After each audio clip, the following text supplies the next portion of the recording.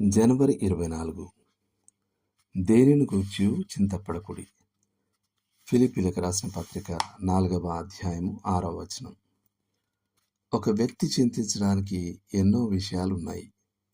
Cancer, గుండె జబ్బులు లేదా ఇతర అనేక వ్యాధులు వచ్చే అవకాశం, హానికరం అని చెప్పబడే ఆహారాలు, ప్రమాదవశాత్తు మరణం, ఆక్రమణ, అణుయుద్ధం, అదుపులో లేని ద్రవ్యోల్బణం, అనిశ్చిత భవిష్యత్తు, ఇలాంటి ప్రపంచంలో పెరుగుతున్న పిల్లల భయంకరమైన భవిష్యత్తు, ఇలాంటి విషయాలకు లెక్కలేదు. అయినప్పటికీ దేవుని వాక్యంలో మనకు ఇలా చెప్పబడింది: దేనిని గూర్చియు ఎంత మాత్రము చింతించవద్దు. మన జీవితాలు చింతారహితంగా ఉండాలని దేవుడు కోరుకుంటున్నాడు. ఇవి మేలు కొరకే. మనకు చింత అనవసరం. ప్రభువు మనలను కనిపెట్టుకొని ఉన్నాడు. ఆయన మనలను తన అరచేతులలో ఉంచుకొని ఉన్నాడు.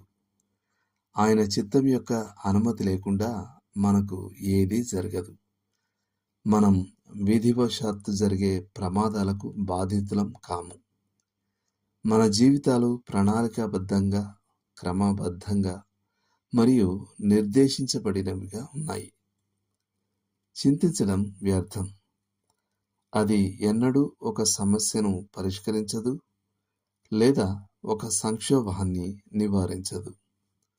ఒకరు చెప్పినట్లు, ఆందోళన రేపటి దుఃఖాన్ని ఎన్నడూ లేకుండా చేయలేదు.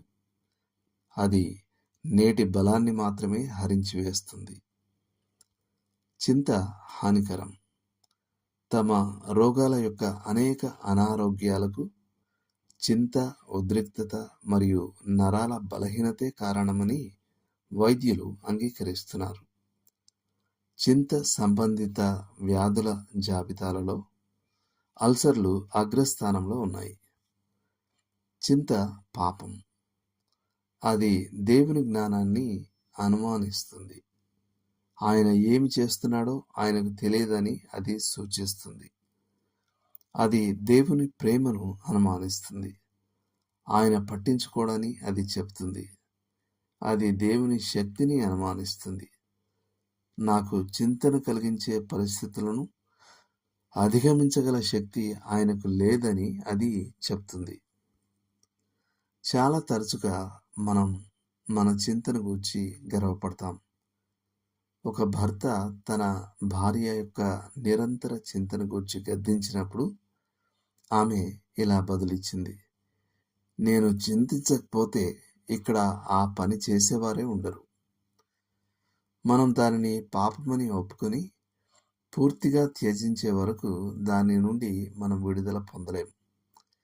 అప్పుడు మనం విశ్వాసంతో ఇలా చెప్పగలం: రేపటితో నాకు పని లేదు. నా రక్షకుడు దానిని చూసుకుంటాడు.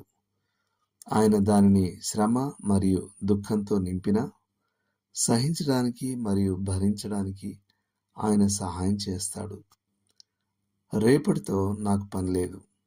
అయితే దాని భారాలను నేనెందుకు పంచుకోవాలి? రేపటి కృపను మరియు బలాన్ని నేను అప్పు తీసుకోలేను. అలాంటప్పుడు దాని చింతను నేనెందుకు అప్పు తీసుకోవాలి? దేవుడు మిమ్మల్ని దీవించును గాక. ఆమేన్.